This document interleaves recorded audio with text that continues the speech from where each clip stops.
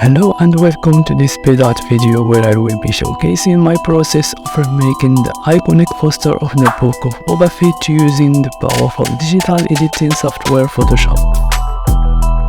In this video I will be recreating the poster exactly as it appears in the original but with my own unique touch. In this video I will be taking on the challenge of recreating the iconic book of Boba Fett poster in a sped art format. You would be able to watch me work in real time as I use a range of Photoshop techniques to bring the poster to life. I will be paying close attention to every detail of the original poster, from the placement of the characters to the font used for the text, to ensure that my recreation is as close to the original as possible.